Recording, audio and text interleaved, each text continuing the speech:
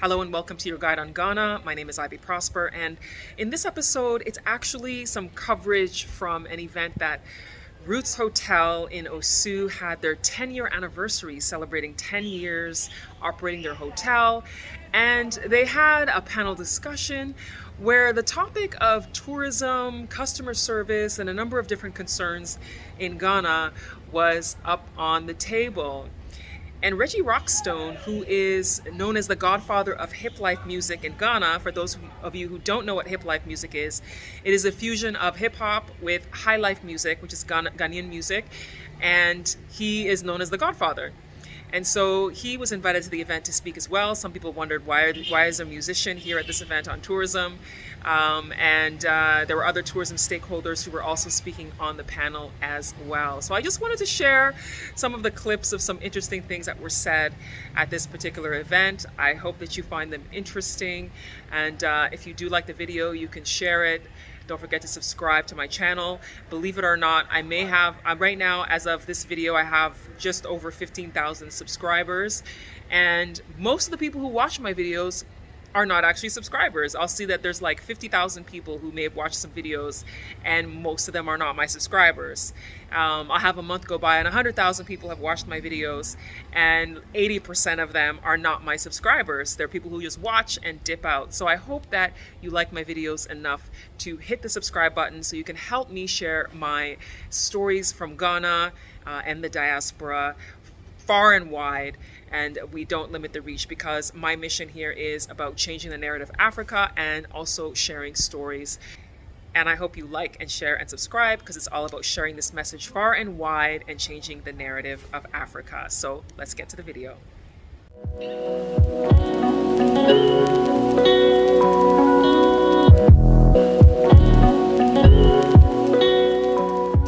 Held on the rooftop of Roots Hotel in Osu. There was a number of tourism stakeholders at the media event, and there were so many things that were discussed about tourism in Ghana. And one of the things that I found really interesting was the way that Reggie Rockstone talked about the importance of music with tourism. Let's hear exactly what he had to say. You have never watched a movie without music. What am I saying? When you watch a movie, the way that you could tell when the blow man is coming is because of the music that they put behind the blow man. When there's a sad scene, there's music that depicts that very vibration, right? So music is everything.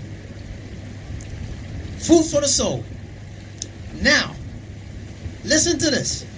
Every country has a soundtrack. Imagine every country is a movie, you got a soundtrack.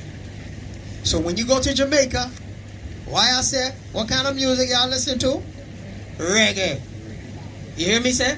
When you go over to wherever, there's that type of music. So it is the music that connects the people to the world, because the music will travel.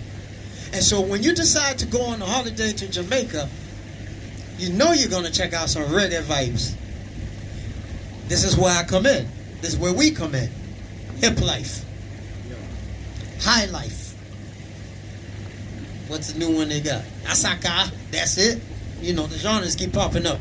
All are Ghanaian. And as we speak today, if you were to speak to a young Ghanaian in America or in the UK somewhere, and you talked about Ghana, they would know, sorry.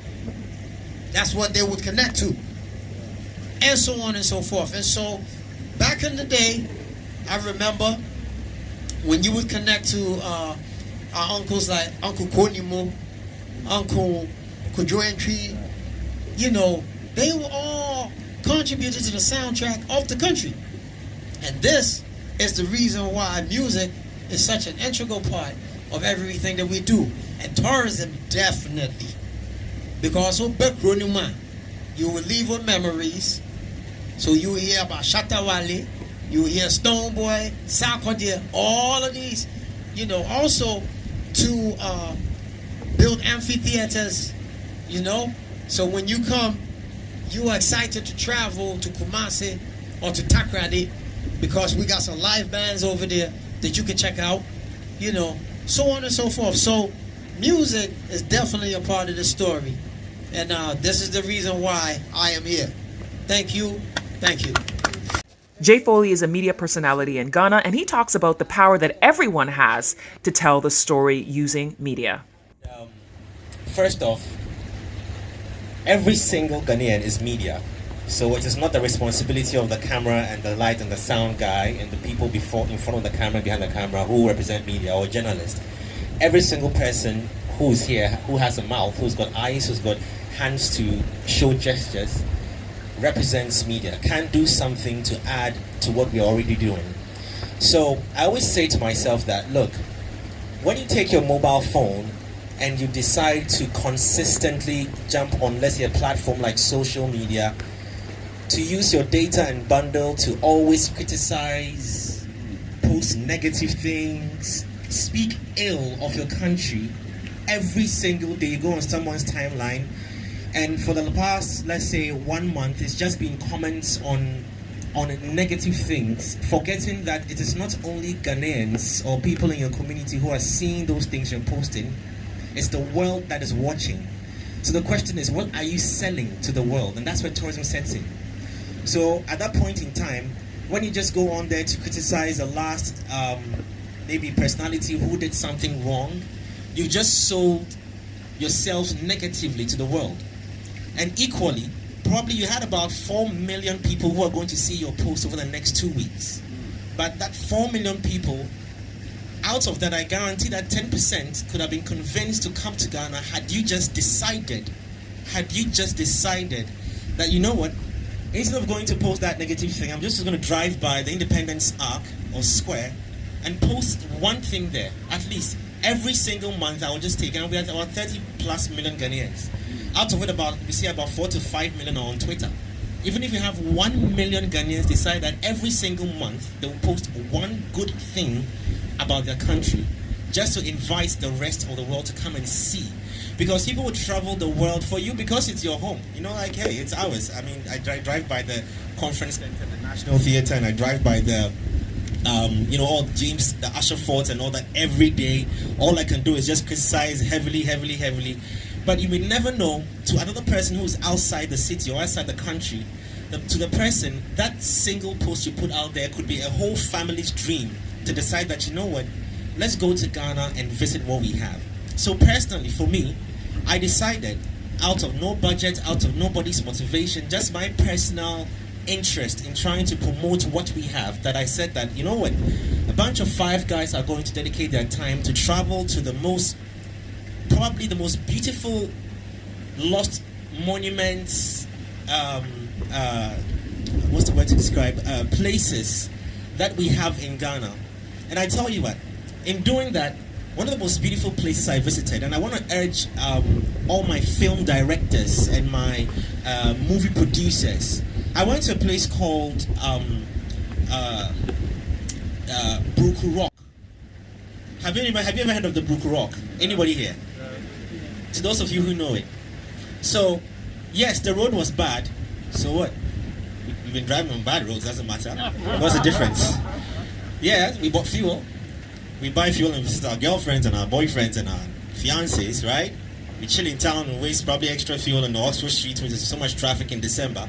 So why don't you gas up ourselves and drive all the way to the eastern region and drive further on. We drove, got there. We asked a few of the locals that were looking for any beautiful place we could visit. They mentioned a few. On our own will, again, just in the interest of being patriotic and being Ghanaian, we were told of this beautiful place called the Buku Rock. So we journeyed on about an extra hour, walked through the forest, through the jungle. Now, I've spent the past 30, at that time I was about 35, I spent the past 35 years of my life in the city. So, what difference would it make if I spend one day, just one day, to visit this landmark? And I tell you what, that rock that I saw, I wish I just thought about it twice, I wish I'd brought that footage for you to see for yourself. That rock that I saw is the most beautiful rock I have ever seen in this world, if you ask me, my own 2 eyes. And it's sitting right here in Ghana. Film producers, artists who want to shoot music videos, Go and check out the Brook Rock, and I tell you that you'll be amazed that, wow, God put this rock right here in Ghana for us. But the thing is that we're not talking about it. You know, we're not talking about it because we are not interested, because we don't want to. We don't even love ourselves as Ghanaians. So that's a very big problem for us, because we don't show love to each other. We are constantly just hating on, and we've created so much hate that even if anybody is trying to do good, the slightest or the smallest level of good, we even still discourage that person to the point. So just imagine that we take it upon ourselves that every week 1 million Twitter users in Ghana will decide to post Independence Square, just in Accra here. It's just here, it's not far away from us. It's about 20 minutes or 15 minutes drive from here. We'll be there. Imagine the number of people that would attract to want to come and see the square. The nature of our existence right now, if you can tell me one area in which photography doesn't exist, I would be very interested to hear it, because from the development of the internet, the billboards that we have around, advertising, television, visualization is everything. Visuals are everything. Photographs and videos are everything. In fact, these days, people read far less and watch far more. So the primary channel for disseminating information on anything, for any culture that is trying to promote what they do, is in the visual space. It has to be a photograph or it has to be a video. What we haven't done as well is to coordinate what we do in an organized fashion.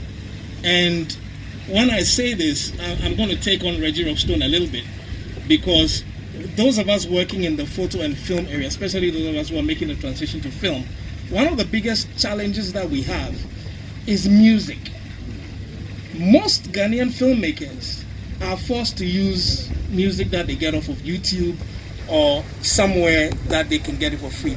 And that pains me, because I feel that Ghanaian filmmakers should have access to Ghanaian music, or the Ghanaian artists, Ghanaian musicians should make their music available or should collaborate with filmmakers so that it's a much tighter push forward in terms of what we're putting out there. Because you see a beautiful video about Ghana someplace, somewhere rural, and then the music that is used to promote it is totally un-Ghanaian. That to me doesn't make any sense. And one of the areas that the artists can help is also to, there's the music that they produce for their fans, but there's also a kind of music that is cinematic, that is designed to go along with videos, which is not what is played in the discos and in the nightclubs and so on. So I would appeal that, you know, you guys, and I think we'll have a conversation after this about that's something that the artists also need to look at, so that the collaboration between the visual artists and the musical artists can be tighter. But in terms of being able to promote the country, we've just spoken about Feel Ghana, Eat Ghana, Seek. All of it is promoted through the visuals. If you don't see what the food looks like, how are you going to know you're being served the right thing when you go somewhere? If you don't know what a particular cultural dance looks like, how do you know whether this is Ghanaian or Senegalese or Nigerian or whatever?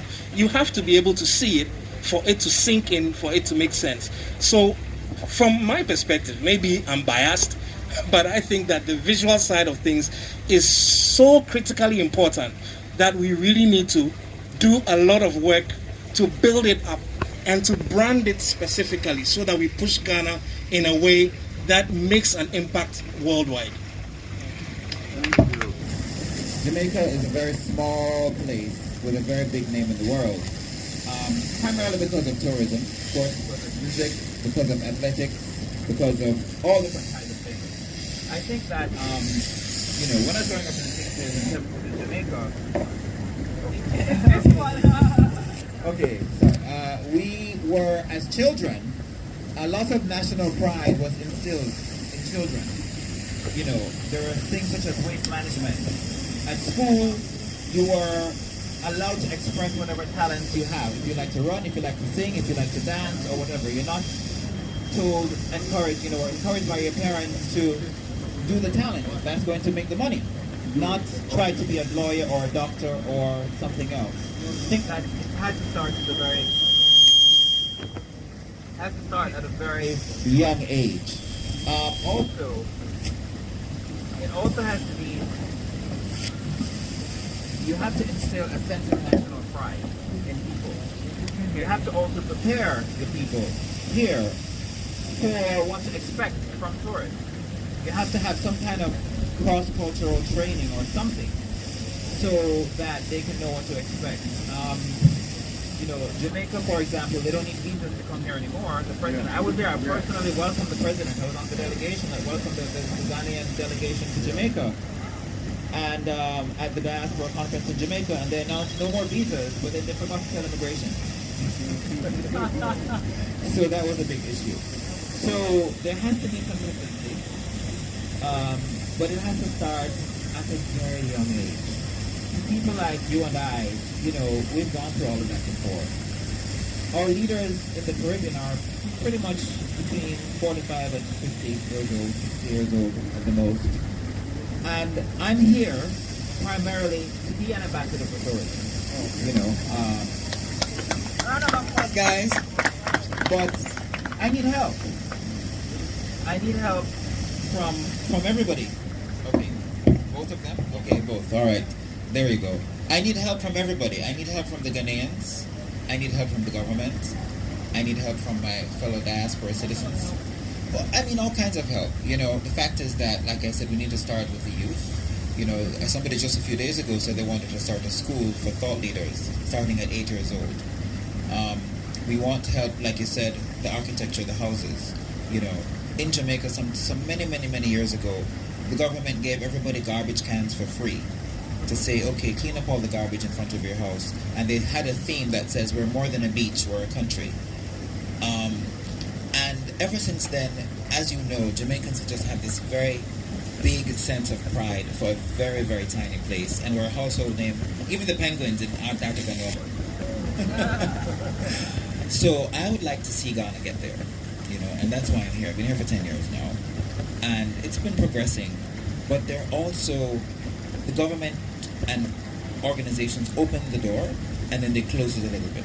They open the door and then they charge you $150 for a COVID test. They open the door and then they put out this LGBT, you're going to be arrested if you are gay, lesbian or whatever bill. And most of the people from the diaspora have gone through all of that many years ago. Many of the countries that they're coming from, all of that is not even an issue anymore. So what are they doing, really? You know what I mean? So that's when I say I need help from everybody. And that means that stop being complacent. Ghanaians are way too complacent. Jamaicans are not complacent. So, we're not afraid to talk. Right? All right, cool. He had so much to say. Now let's hear what Reggie Rockstone wanted to add about what patriotism should be in Ghana. Once you are patriotic, like my brother from Jamaica said, once you love what you're about, once you have a love for your people, a respect for your people, you will be about your people. And so, as long as you have no respect for where you are from, the buck stops right there. It's a no-brainer. Let me give you an example. How many years ago, Hip Life, look how far we went. From Azonto, name it, the soundtrack for Ghana. In fact, when they went on WikiLeaks, you can check this out. The only story on WikiLeaks at that time was about me. Remember how 419 was synonymous with Nigeria? You don't hear that no more. All you hear now is Afrobeat. They done great PR for their country. Now let me tell you the state of affairs in our country today with young Ghanaians. I'm not going to sugarcoat this here. Listen, when I decided to sell rice and beans, rocks watching, Ghanaians jumped on social media, like he said, to try and clown me. This is your own food. You can't chew gum and dance at the same time. That's dumb. You understand me? So, if you're ready to clown your own food, we have a problem. So once we start with the patriotism, we can move. Because when you are patriotic, you don't mess with corruption because you love your country. You will begin from there. This, for me, is the way, and then from then on, we can see. So if you love your country so much, you're not going to shit at the beach is wrong. If you of everybody defecate, you want to pull out your Johnson in the middle of the street and start pissing. You want to spit everywhere, but they will never try that stuff when they go to the UK. Like you said, they'll take pictures everywhere, but you see, so you're dealing with a different type of cat here. My father went on hunger strike is the reason why you got the trade fair. That's how I was raised. So I'm Pan-African to the bone. So we start with patriotism, and it will cover everything because you love what and where you come from. Thank you. Thanks for watching this episode of Your Guide on Ghana. I look forward to seeing you again.